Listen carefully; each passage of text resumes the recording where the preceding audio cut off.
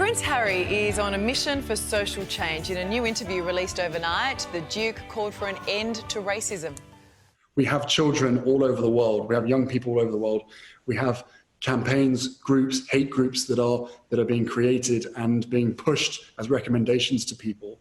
And I think it's way beyond a problem. It's now a global crisis. And well, this comes as that blockbuster new book about Harry and Meghan's exit from the royal family is released. For more, we're joined by Camilla Tomney in London.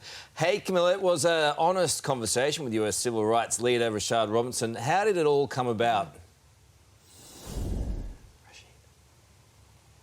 Well, effectively, Karl, it was organised because Harry, once again, with Meghan's support, wants to talk about the issue of racism, but particularly the role of social media giants in propagating what they think is hate speech and encouraging people to join organisations which effectively discriminate against others. So this is once again Harry and Meghan trying to put the case forward for them being people who can influence, people who can change opinions, and it's all part of that US rebrand, Karl. Do you think it will work?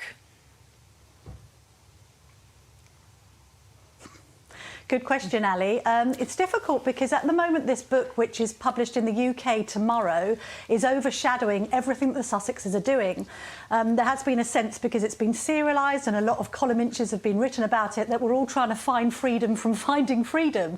And obviously, in looking back at what has happened with so-called Megxit, it means that their attempt to push things forward and start a new dialogue is constantly being hampered by all of this talk about their relationship with the royals and specifically Harry's relationship with his brother William. Well, don't you think he kind of runs into problems? He is a prince after all in the UK, and he hasn't really put his head up before on such issues, even in the UK, and they've had hundreds of years of these issues, and he's never done it in the UK. Does he face any blowback there?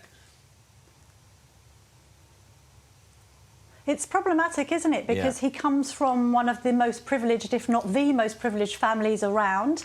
And equally, that's had its own brushes with accusations of racism in the past. In fact, Harry himself has been accused of inappropriate behaviour, if we think back to the wearing of the Nazi uniform and some disparaging language he used during a documentary which filmed him with some of his comrades who in the army were from black and ethnic minorities. So that's difficult. And equally, are the couple that credible as it stands? Obviously, they're trying to position themselves as a kind of Obama-esque power couple in America, but lots of people are asking themselves, well, what have they achieved to get that status? So far, because of coronavirus, all of their plans to relaunch themselves have been put on hold. Well, I'll tell you what, the book will be an interesting read. I know that Harry and Meghan said they had nothing to do with it, but they talked to all their closest friends, so I'm sure they didn't do that without their approval. Camilla, see you tomorrow. See you tomorrow. We'll talk about that then. We're the blockbuster new book pulling back the curtain on Harry and Meghan's life together. This as the Duke issues an urgent plea overnight calling for an end to racism. we have children all over the world. We have young people all over the world. We have campaigns, groups, hate groups that are being created and being pushed as recommendations to people.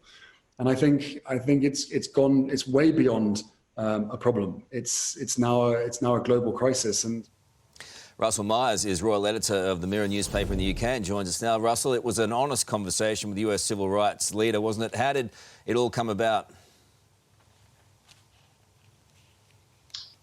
Well, good morning. Well, you're totally right. It was very honest. It's a chap called Rashad Robinson, who's a very well-known civil rights and justice activist in the US.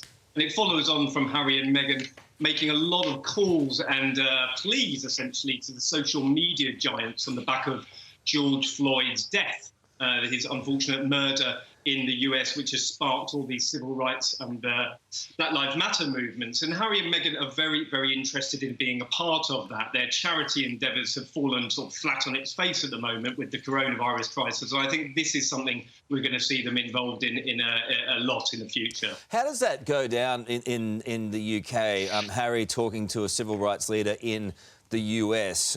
What do people think about that?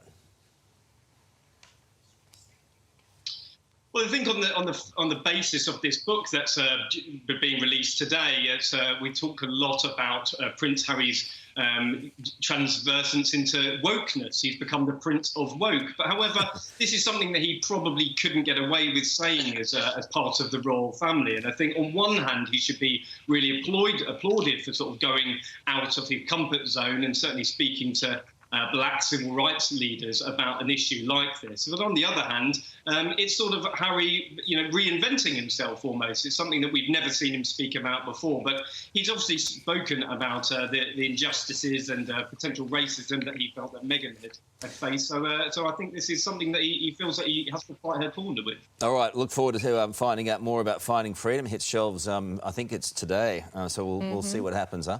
Thank you very much for your time today. Appreciate it.